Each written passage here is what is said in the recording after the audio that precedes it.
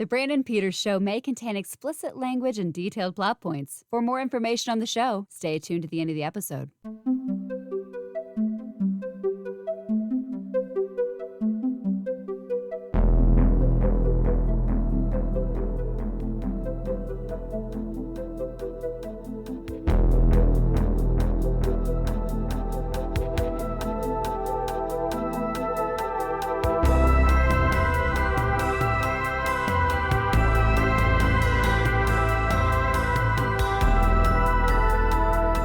And now, here's Brandon.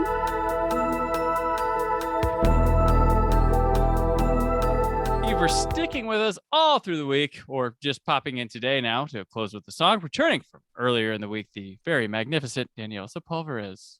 Hello. Hello, hello. Truly, Madly, Deeply is the third single from Savage Garden's 7 times platinum self-titled debut album in 1997. It sold over 12 million copies worldwide. It featured eight singles on this album. Of course, I Want You, To the Moon and Back, Break Me, Shake Me, Universe, All Around Me, Santa Monica, and Tears of Pearls were the other ones. This song spent half a year in the top 10, peaked at number 1 for 2 weeks in 1998. The first song in Billboard history to spend its first 52 weeks in the top 30. Wow. Little here comes a trivia question. It was the number 1 song just before Celine Dion's My Heart Will Go On went on a tear and dominated. Oh, wow. Yeah. I didn't know that. Set a record for the most weeks of any single in history on the U.S. Adult Contemporary chart, 11 weeks at number 1 and 123 weeks on that chart. Damn. God, yeah, My Heart Will Go On. My God. I remember I used to have my my clock radio alarm set to wake me up for school. Mm-hmm. Pre-cell phones, kids. This was pre-cell phones. Right? Yeah, you had the yeah. And every morning for months, the song that on like the station I was listening to, what I would wake up and it was My Heart Will Go On every morning. Oh. And I loved My Heart Will Go On, and I still to this day love Celine Dion, like, you know, as much as is humanly possible. But that is not a good song to wake up to, especially because when I saw Titanic in theaters, I cried so hard that like How many times did you go? How many times did you go? I think I only went once because Oh. I didn't think I could handle it again. Like, okay. In well, so I went twice. Wow. You did? Yeah, we had a radio station do a 75-cent showing because there were or something like that. It was like it was like 97 cents because it was their station was 97 something. Oh, anyways, cool. Yeah. So that was my second time, but yeah, go ahead, continue. No, I remember like I saw it with some friends and I cried so hard that like one of the ushers or something, well, because I was young, like I was in the days where like your parents would drop you off, like one parent would drop you off like in out of the group of friends, and then like someone else's parent would like come pick you up and, you know, drive you all home, whatever. And so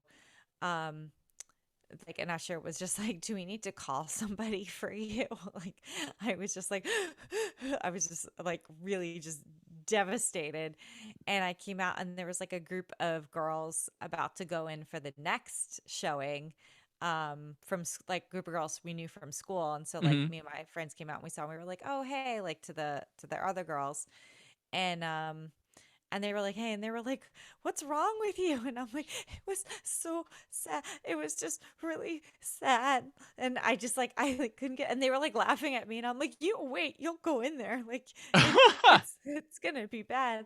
And they're like, I remember one of them was like, you did know that the ship sank, right? Like, oh yeah. There's all those people like, it sinks. You already know that. So what like, and I'm like, well, like that's the testament of a good movie. Like you can go in completely spoiled as to how things are going to end. Like, you know, like Perfect Storm, you know that they never make it back if you knew the news story about them.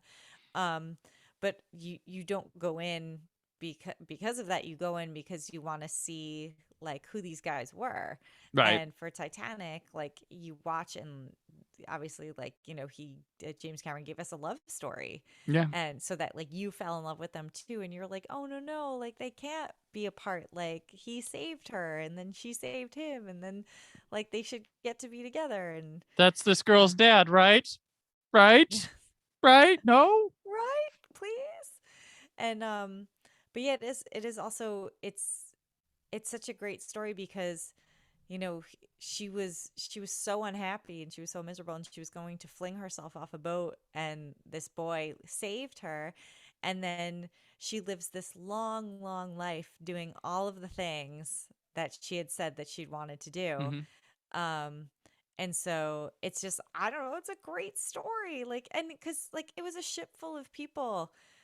We have no idea, like, what kind of stories those people had Mm-hmm. before they died in the freezing cold ocean, like in a catastrophe that could have been avoided, and then Right. also could have been rectified easily, because, like, the close, there were like three, right? Isn't there something like there were three close ships that, like, didn't answer their distress Mm-hmm. call, Yeah, and something then, like like, that. the one that finally did answer them was like, like, hours away.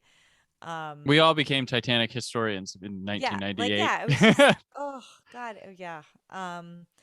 But that was in the 90s, everything was, like, overwrought and over dramatic. I mean, Mm-hmm. we watched Beverly Hills 90210 and Melrose Place, for crying out loud. Yeah.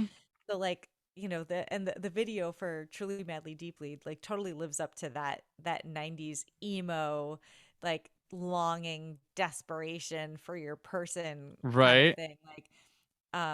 Like, rewatching it, I was like, oh, I totally remember this. But like, watching it now, it's almost kind of funny because you're like, this would be fixed with cell phones. Right. Right. Like, she gets to the train station and then she's just, like, running for, like, Yeah. majority of the video. She's just like, where is my man? Where is I he? need the coffee. And he's, like, slowly, like, meandering along, like, oh, I guess I'll never see her again. Like, and meanwhile she's like, where are you? Like, She's it all over town. yes, it feels like, a little bit like a fragrance ad. Mm-hmm. Um and like, that it's like sepia Yeah. Yeah. it's like No. sepia Yeah. toned, and it's like melancholy, but then also like, and has these flashes of, like, couples embracing and, like, their memories Mm-hmm. of each other, but then also, like, where are they now, and they just keep missing each other, and also, like you said, running, so much running. um but yeah, it's I remember loving this song, and I feel like also because they never actually say truly madly deeply in the song. They do. Do, they It's in. do? It's in the beginning. It's in the beginning. Or yeah, it's in there. It's. I know it's not part of the chorus or anything Yeah, it's not part of the refrain or anything like that. Um because he says truly, madly, deeply do. I know that's the. oh, I love you okay. with every breath. Truly, madly, They deeply deeply do. do. Right, you're right. Yep. Okay. Okay, yeah, I'm wrong, because I just remember back then it was one of those things, we didn't have Shazam and all of this, and if you didn't Mm-hmm. catch them, like, saying what the name was on the radio, because sometimes they said it before the song and then they went right into the next song, and you're Can like, you what was the name of plan that with? song? Can you play "Bathe with You in the Sea" by Yes, Savage Garden? please. Yes. Yeah, like, I still remember, like, there was Nelly Furtado, like, I'm on, like a like, bird. yeah, and I remember being like, "Oh, that bird song." Like, do you guys know that bird song? No, like this one though. It spun out of a demo they had called Magical Kisses. And I Mm. listened to that track and it's like they improved it. They Oh, really, yeah. all right. It's basically Yeah. some of the melodies the same. It's a little faster verses and then the chorus is bad. So Uh, so they there's fixed it. yeah, so this will put a time like being a teen boy in the 90s, loving my alternative music, I would have probably been discovering corn at this time. Yeah. Sometimes somebody will get you, and it was Savage Garden. I dug that. I was like, man, this song really hit. I bought it. Yeah. I remember I bought their album at Borders. Do you remember Borders? Borders. Yeah, I bought it at Wow. Borders. I got it, and it was that this kind of the video kind of in engulfs in the coffee culture that was all over the 90s for like there's little Yes. coffee houses everywhere. Everywhere. Oh Every my all God, you there was one called Borders had Cool coffee there. Beans. Yeah. Cool We Beans was a oh coffee house that we had we would Higher go to. Grounds. Higher Grounds. Yep.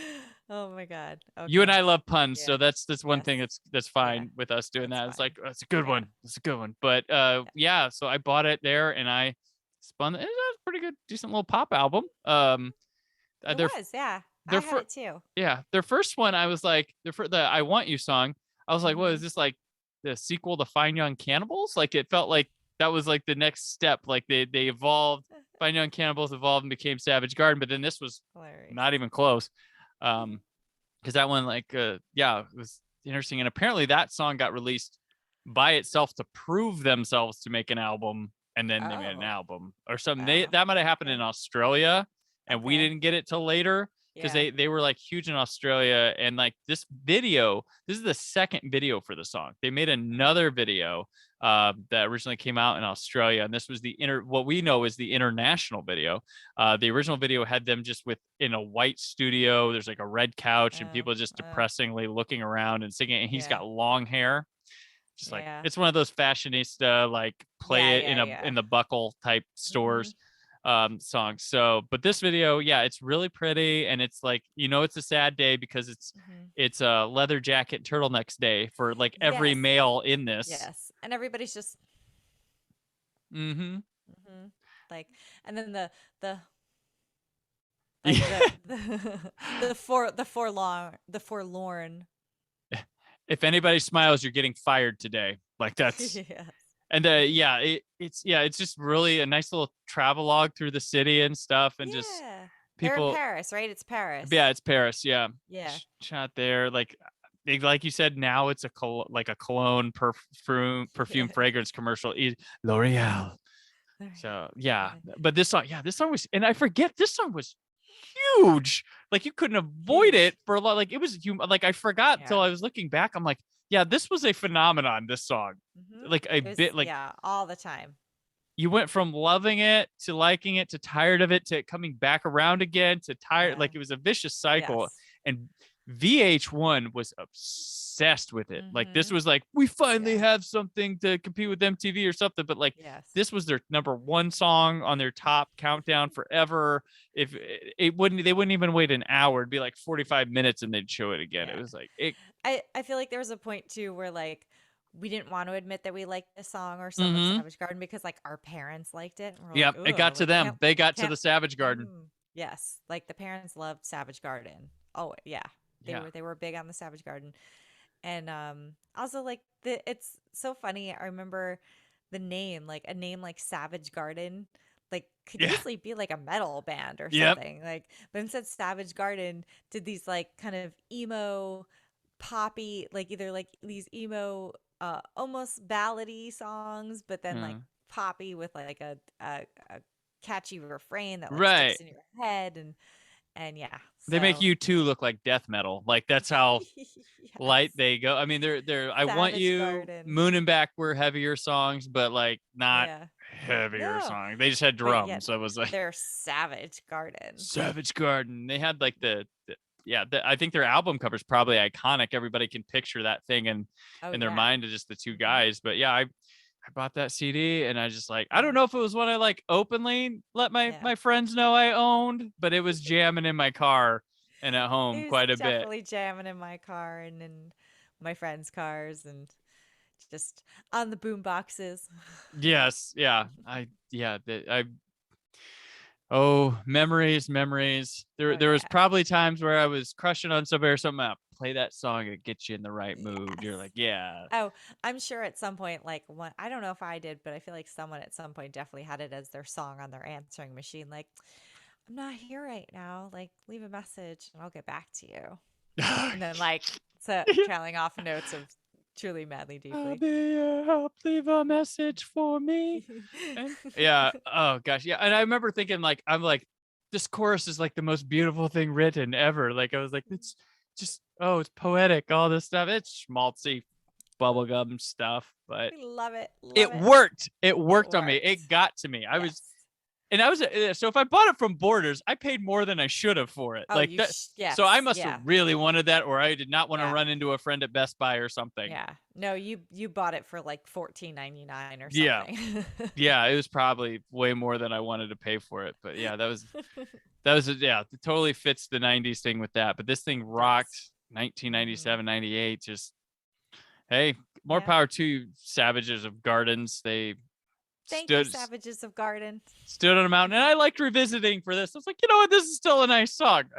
It is. It It's a takes me nice back. song. It It's takes me back. true. Like, what are they up Yes. to? Are they still together? Are they still playing? That's a I good don't know. question. I have no idea. They had more hits after this, right? Oh, Yeah, they I think they did. But was I it. mean, it's not like I've seen a new album from them in a while, but also like albums like don't get announced the way that they used to. No. So, Oh yeah, they did that I Knew I Loved You song. That was even yes, I know bigger, I I loved think. you. Was That it? was That was huge. even bigger than that. Yes. Like yeah, these guys weren't one-hit wonders. They did it twice at least, but yeah. Savage Garden. Yeah. But yes. So all right. Well, I want to mention, I forgot the director, Adolfo Doring. He directed this video. I don't know if he did commercials or currently does, but he also did videos for Hootie and the Blowfish, like quite a few of theirs. Oh, I loved Tootie and the Blowfish. The Jim Blossoms, Bon Jovi, and Dixie Chicks, who are now what, the Oh, Chicks. the So, Chicks. Yes. Oh my so, God, I love the Gin Blossoms. It's also I think someone should like I'm not a big biopic person because I mhm, feel like they usually end up picking people or things that are just too broad and too much going on and they don't like mhm, focus on the right story or they try to tell too much of the story or whatever it is. right. Um, but oh my God, do I want a biopic on the Gin Blossoms? Well, the best biopic is when they pick that right moment in the life, and you Mhm. can get everything from them Mhm. for that. But when they try to Yeah. go paint by numbers through the life, Yes, and so many try to do that, to show hmm all these highlights or they gloss over because also I think they like to get, permission from the estates hmm and then they gloss over things that like the grittier things and